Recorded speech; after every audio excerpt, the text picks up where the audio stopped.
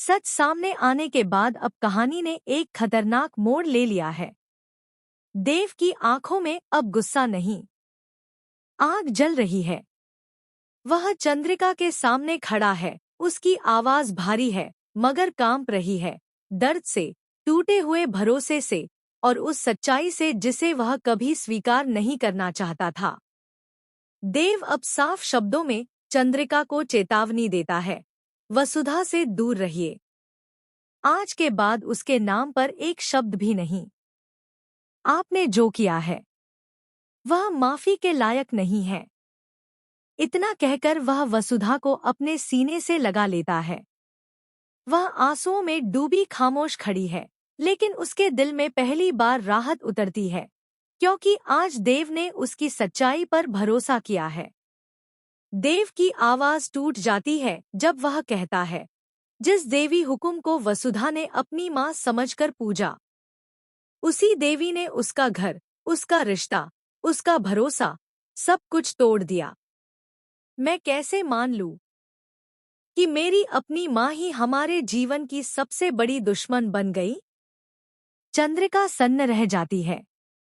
उसकी चाल, उसके झूठ, उसके खेल, सब देव के सामने खुल चुके हैं।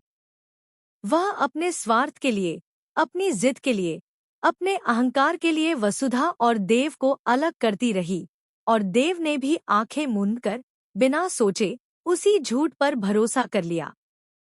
आज उसे महसूस हो रहा है कि उसने सबसे बड़ा अन्याय उसी लड़की के साथ किया, जिसने कभी किसी के खिलाफ कुछ सोचा भी नहीं।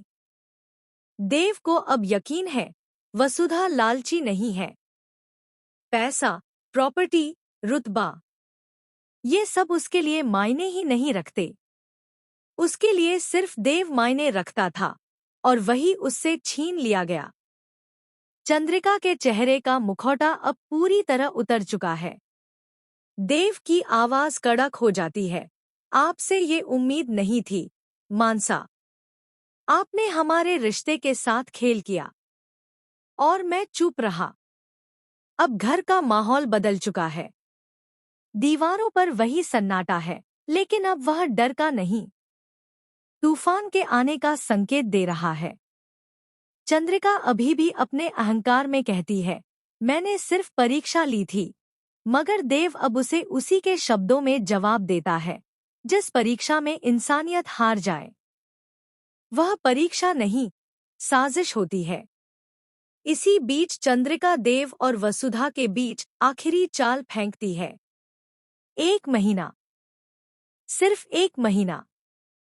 या तो वसुधा देव को अपने पास वापस ले आए, या फिर देव खुद उसे इस घर से धक्के देकर निकाल देगा। यह जाल था, एक खेल।